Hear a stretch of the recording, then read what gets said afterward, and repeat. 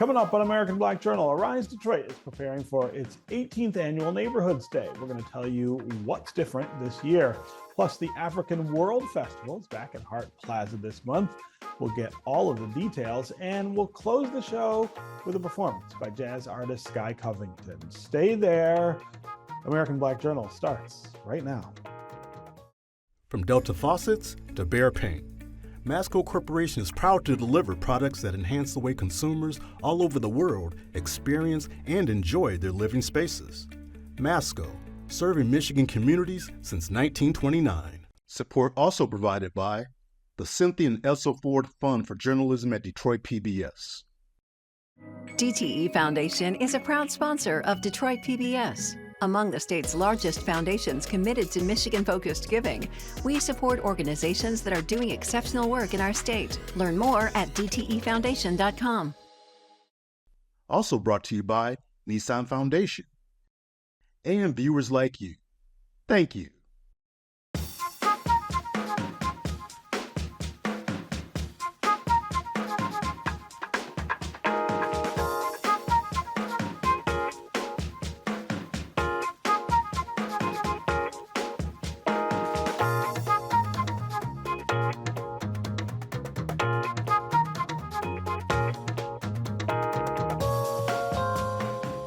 Welcome to American Black Journal. I'm Stephen Henderson. The 18th annual Arise Detroit Neighborhoods Day is scheduled for Saturday, August 3rd. This year's event features a new campaign called My Neighborhood Matters. Residents are being encouraged to share stories about their neighborhoods in essays and photos and videos that are going to be posted on Arise Detroit's website and social media platforms. More than 100 events will take place across the city on Neighborhoods Day, including community improvement projects, school supply giveaways, art and music festivals, and resource fairs. I got all of the details from Arise Detroit Executive Director, Luther Keith.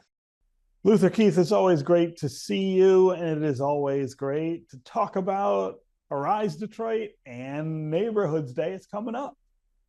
It is coming up August the 3rd here in Detroit, our 18th annual Arise Detroit Neighborhoods Day. We like to call it the largest community-wide community service day in the nation.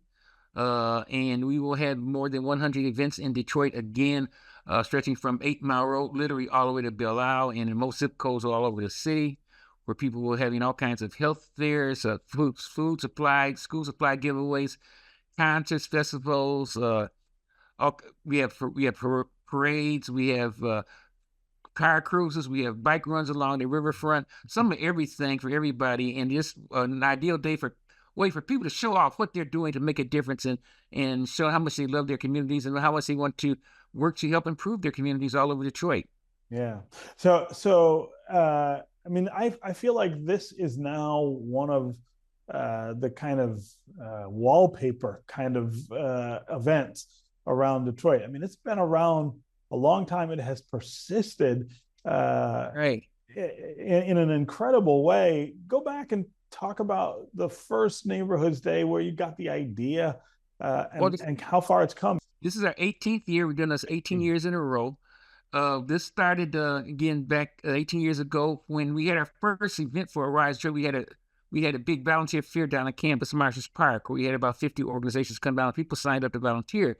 The next year, Jane Thomas, the late Jane Thomas, who at that time was a board member with the Skilling Foundation, said, why don't we do something for all the neighborhoods of Detroit? And we said, we cannot do that. We're a little bitty organization.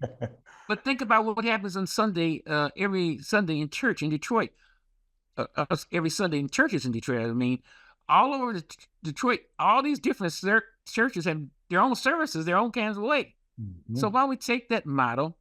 And I know we love the big events in Detroit where everybody goes down to Belle Isle or the Hart Plaza or whatever and gather in thousands. But we said, we're going to flip the script on this and say, we want to make this day about the people in the neighborhoods. Mm-hmm. We're not going to make it about nothing against all the great events we've had, NFL Draft, Grand Prix, Rocket Mortgage, Open Up Train Station. All those events are great.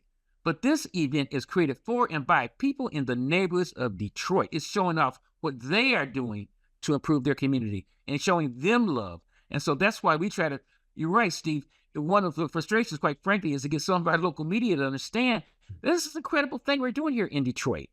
we love the Grand Prix and all the rest of the NFL draft because it brings people in from all over the country. But let's not forget about the folks who live in this city and the folks who have never given up and the folks who work here every day. Show them some love. That's all we're trying to do with Neighborhoods Day. And again, these people don't do this just on one day. They do it throughout the year. But as we've said, and I've said it on your show before, this is the day that the chocolate cake day for the birthday cake for all the groups, all the churches, all the block clubs, Mr. and Mrs. Jones who do all this work, unheralded, unsung. It's a day for them to shine. And when Lions Detroit is fortunate, we've been able to help them shine. And again, the most important thing right now, of course, Steve, is to get folks to register and sign up. July 12th is the deadline. You can sign up on our website, arisedetroit.org. We figured out, Steve, that for our $50 registration fee, you're actually going to get more than $400 in goods and services in return. You're going to get a beautiful banner with the name of your organization on it. You're going to get T-shirts. You're going to get, if you're doing a beautification or cleanup project, you're going to get a voucher worth $100. We have gift cards from Myers this year. McDonald's has come in. They've thrown in 3 coupons for food for Neighborhoods Day this year. And we've got our Neighborhood Transformers book, which is full of information on how to improve neighborhoods. So you're going to get a lot of that. Of course, you'll be posted on our website. If you go to our website right now, arisedetroit.org, you'll see many organizations have already registered. And that's the key right now, getting folks. I want to say this right now. I hadn't planned this, Steve, because I respect you and American Black Journal so much. Anybody who registers and puts American Black Journal in their registration form is going to get a free $25 gift certificate from Meyer, from Rise Detroit, if you say American Black Journal in your registration. There you go. That's very cool. So I want to talk about some different things that you're doing this year. You had a little wrinkle to Neighborhoods Day. Yeah, we actually did. We added something where we're calling it the My Neighborhoods Matters campaign, and everybody's jumping on the thing that Black Lives Matter started years ago. But we said, well, let's put a little twist on this. And what Neighborhoods Day, it's been that way all along. My neighborhood matters. And so we try to encourage folks to send us their videos, pictures, stories about why their neighborhood matters. What makes their neighborhood, maybe it's not a great neighborhood from the standpoint of income, but a lot of other things, the people who live on the street, what they do, how they get together. What makes your neighborhood matter? Well, number one, I live here, so that makes it matter. But also because of the people around me. But how to come together. And that's why Neighborhoods Day, we see meet and greets, people just coming out of their houses, getting together, getting to know people, getting to know new residents, and shaking hands with old residents. So again, the My Neighborhood Matters campaign is simply a way to put the focus on the people in the neighborhoods. And this is the thing that sometimes we don't appreciate what we have. Sometimes we don't appreciate until somebody outside tells us what we have. Right. But this is your day, Neighborhoods Day. Google Neighborhoods Day all over the country. There may be some other Neighborhoods Days, but I doubt if they're any quite the scope of what we're doing here in Detroit, what we've done for 18 years. And all these incredible people that make Neighborhoods Day, like Marvis Cofield of Alkeba Line Village, and Serena Johnson with her golf program and her Hollywood golf program, and so many programs of all kinds all over Detroit. And that is a chance for us to lift them up. And then there's great volunteer opportunities for people as well. Because if you go to our website, arisedetroit.org, not only can you register, but every event is listed on whether or not they want volunteers. This year, we're excited about that. My old school, University of Detroit Mercy, and I went to it when it was actually called the University of Detroit, where I got my journalism degree from, I'm proud to say. They're part of Neighborhoods Day this year, too, is they're going to have a team of students volunteering, in addition to being sponsors. And that's one of the great things, too, that we've been able to step in and get some great sponsors to support us. There's so many like Meyer, Blue Cross Blue Shield, Henry Ford Health, and so many others who understand that being a good corporate or foundation citizen is about providing these services to the people of Detroit. And the people really appreciate it, Steve. I can go around the grocery market. I try to be incognito. People stop and say, hey, aren't you that community guy? What's that thing you do? And it's really kind of gratifying to know that people are paying attention. And I just will, at some point, I hope it gets to the stature where you clearly recognize, Steve, that Neighborhoods Day is truly something special, something iconic for the city of Detroit. Every year, the first Saturday of August has been going 18 years. Yeah. This is our 18th year. And as I say, I get in my car and I literally drive all over the city all day long, going to Neighborhoods Day events and seeing people smiling. So that's another great thing. All the events are posted online on our website, arisedetroit.org. You can go right now. And you can find the events we have them listed by the east side and by the west side. going from downtown to 8 Mile and all parts of Detroit. So it's a great way actually to see the city. You can actually form your own tour. Just circle about 8 or 10 locations and spend the day driving around, learn Detroit, see these people, and you're going to be very inspired. And this is one of the great things about it. Yeah. In these times, I don't need to tell you, Steve, we need things that we can smile and feel good about. Good stuff. We do. Absolutely. You know, I just hearing about My Neighborhood Matters and the way that you're asking people to write about or photograph or somehow record what's important to them about their neighborhoods. I mean, that's an important cataloging, archiving of not just what you're doing, but what everybody is doing and how they relate to their neighborhoods.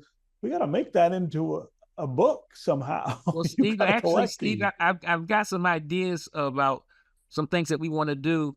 That we're kicking around some ideas about doing something, recording these stories and restoring and storing them in one of our local institutions. That's fantastic. And telling these stories. So you saying me that makes me know it's a good idea. So I am going to, because again, I think just think about it. We lost the great Willie Mays. You grew up with Willie Mays. I grew up with Willie Mays. He was our hero. Mm-hmm. And he was the kind of guy that he thought was going to live forever, but none of us do. And to hear his story is so inspiring. And our young people need to hear these stories. Yeah. And so, you know, when people pass on, we don't want all those memories, because we can all learn from those stories. We can all be inspired by the stories. How they got over their hurdles can help us teach over how to get over our hurdles. And so I think it is important that these stories be told, legacy be buried. We talk about Black Bottom and all the rest of that, and all the early days of Detroit, you know, when Black folks were basically essentially wiped out of some neighborhoods. And now we're talking about reparations, or however you want to call it, the healing, that all of that. And so these stories and that are in these neighborhoods and these people who live in these neighborhoods are very important. And Arise Detroit has been documenting the last 18 years in some ways, but we want to actually take it to another level where we can actually formalize this concept and make people appreciate these stories and inspire them and give the young people to say, okay, that's the way they did it. That's the way they did it. Yeah, this is and how we can do live. it too. Yeah, absolutely. All right, Luther, it's always, like I said, it's always great to see you. And I always look forward to this annual discussion we have about Neighborhoods Day coming up August 3rd. Thanks for being here. Thanks again, Steve, for always reaching out to us and understanding what this day means to Detroit. Detroit's African World Festival returns to Hart Plaza over the weekend of July 12th. Now, an estimated 20,000 people are expected to attend this 41st annual event, which is put on by the Charles H. Wright Museum of African American History. The festival celebrates the arts and culture of the African diaspora, and it features music and food and vendors, art, and so much more. Here's my conversation with Yolanda Jack, who's manager of community engagement at the Wright. Yolanda Jack, welcome to American Black Journal. Thank you very much. Yeah. So I'm excited to have you here to talk about the African World Festival, but I have to confess up front, I still always want to call it the Ethnic Festival. Because that's where it comes from. That's right. So I grew up in Detroit in the 70s and 80s, and that's what we used to have. But it's really great that this particular festival has survived as long as it has. It's changed a lot. It's grown. And I think it means more and something different, really, to the city than it did when it was first happening in Hart Plaza. That's true. That's true. The Wright's African World Festival is one of the oldest, one of the largest ethnic festivals of the ethnic festivals that were originally in place at Hart Plaza back in the late 70s, early 80s. And yes, we have grown to include a variety of music and food and all kinds of fairs to bring everybody down to get connected to the African world and what that is in terms of history, culture, and the celebration thereof. Yeah. Let's talk about the way that you guys describe this, African world. I think that term, that phrase is really important here too. The idea that Africa and African people are representative of the world in a really important way. Absolutely, absolutely. That the diaspora of Africa is deep and strong, from the music, as I said, to the food. And we want to represent all aspects, from the African continent itself through the Caribbean and into the Americas, South and North America, understanding that the culture of the African people has been placed is in being cared for in all of these places. There's some history, there's some connection, and there's ways that all of us have an opportunity to connect to it, from literally ingredients of foods to the beats of the music to the stories we tell. So all of these are very connected, and you'll see all of that at African World Festival this year. Yeah. Talk about what this means to Detroit, the fact that it's in Detroit, which is still America's largest African-American majority Black city, the fact that it's in the city with such an important history with regard to African culture and African history and celebrations. I mean, it matters that we do this here. Absolutely. This is the 41st African World Festival. So we've been doing this for not just a few years, but for some decades indeed. And I think the significance is in the fact that we've been having this party, hosting this festival for so many years. The fact that the Wright Museum will be celebrating our 60th anniversary next year, and we're the hosts of this festival. So to understand the connection between those two things, we have a long, deep history of celebrating Black history and Black culture in Detroit. The revolutionary spirit did not go far when it was being created, and from the Underground Railroad all the way up through to today. So you find that this history, the history that holds Africa and the descendants of Africa, the history, the people, the cultures, that's being celebrated because we know it's here. It's been here since Detroit was a city until today. Yeah. So let's talk about what people will find when they come downtown to Hart Plaza to the African World Festival. Oh man, you're going to see some great performances, music. You'll see a wonderful presentation, and a way for, if you're an elder, there'll be a village. There's the YZ village and the Watoto village. We're doing an intergenerational activity this year so that we can connect the elders and the youth, as it is in most communities, and from the continents of Africa, even though we see it less frequently perhaps today in larger communities, but it's still an aspect of our connection to each other and within our society. The African communities do maintain a connection of intergenerational connection, and so you'll see that being evidenced in the at the festival this year. You'll see all kinds of health and wellness activities, storytelling, a walking history tour, music, food, shopping. What you want to do, you'll be able to do down at the African World Festival this year. So I don't think anybody will be bored. You'll have a wonderful way to engage not only one of the days, but from the 12th through the 13th, and then on the closing day of the 14th, there'll be something to connect, to interest you, to pique your interest, or to grow your knowledge about something, and to be able to find a new experience at Hart Plaza this year. Yeah. Let's talk specifically about food.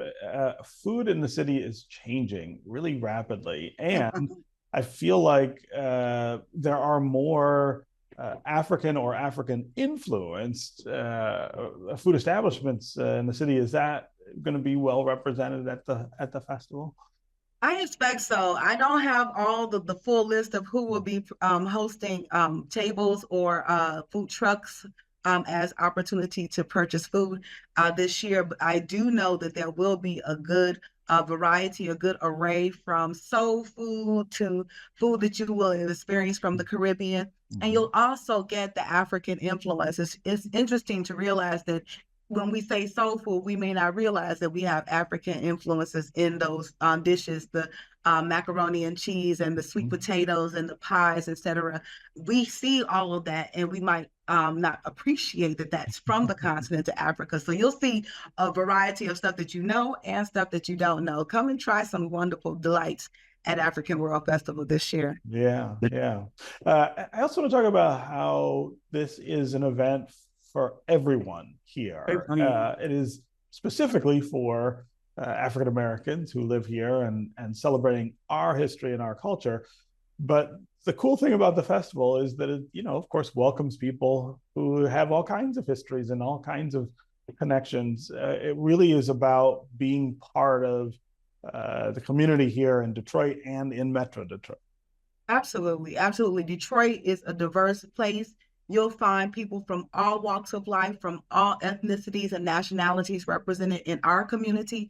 And so when you come to the African World Festival, you will be among the tens of thousands of people over the weekend who will have that same opportunity to learn and to connect, to sing together and to dance together, to break bread together over a new thing or something that was tried and true. That's the whole point. That's the reason why we have this festival, to get the connections, to maintain friendships and family. It's the case that some people don't see each other until they come to African World Festival. It's almost like a family reunion, a large family reunion of sorts. And so you do get that energy. You do have an opportunity, vendors that you didn't see since last year, how the children have grown, or have an opportunity to, they still got that piece. I want to make sure I get it this year. So this is the kind of stuff that you see going on. And it's not only things that I'm talking about because this is the thing, but this is stuff that I have experienced over my lifetime going to African World Festival, where my children literally have grown up from year to year and will buy different outfits, and then we'll try to size them. The same vendor doesn't provide the clothing anymore because we got to move to an adult vendor now. So, and it's truly an opportunity to appreciate through the years, through the seasons, how we do have changes, and how even though in the midst among the changes, certain things stay the same. You can go to African World Festival and get your African drip. You can get your earrings and your jewelry and your clothing and make certain that you're ready for all the cultural events. So these are the kinds of things that people come to African World Festival thinking about, planning not only what they're going to purchase because they got to get their shea butter, they got to get their soaps and their earrings, but they're looking for the new outfit that they're going to wear for this special event, or they're looking for a signature piece to place into their home, a sculpture of metal or stone or wood that's going to adorn their mantles or their tables. Here they have an opportunity at African World Festival to learn the culture, to see the beauty, and to see the textures and the flavors, and to hear the rhythms and to feel them and be just immersed in it in a way that perhaps you're not going to find anywhere else on the planet. We're going to leave you now with a performance by jazz artist Sky Covington from Detroit Performs, live from Marygrove. For more on today's guest, go to AmericanBlackJournal.org. Plus, you can connect with us anytime on social media. Take care, and we'll see you next time.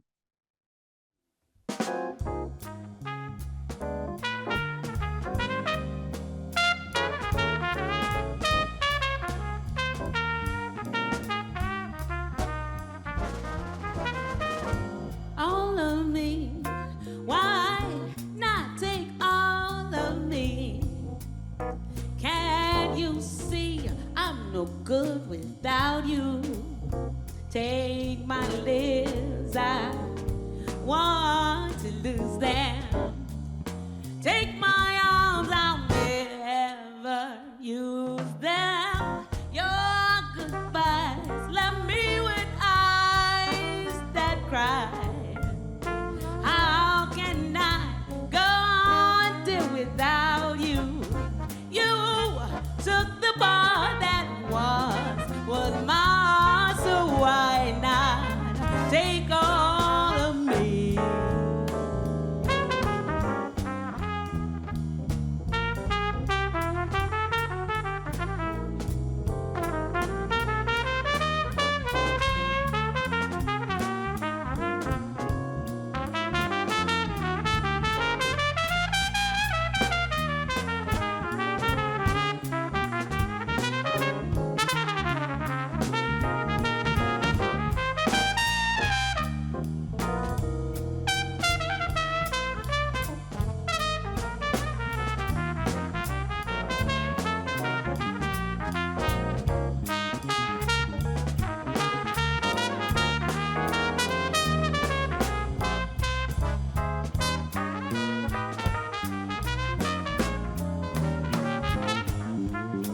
John Douglas.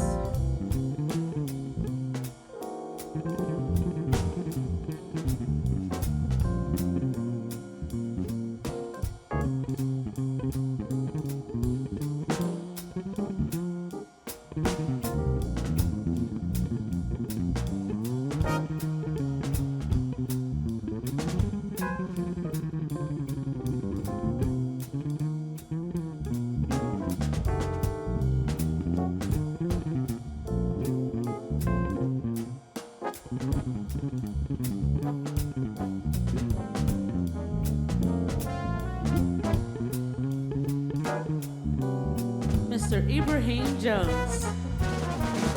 All of me, why not take all of me? Can you see I'm no good without you? Take my lips, I want to lose them.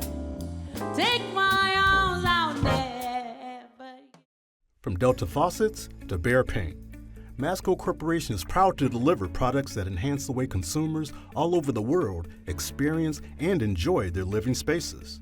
Masco, serving Michigan communities since 1929. Support also provided by the Cynthia and Elsa Ford Fund for Journalism at Detroit PBS.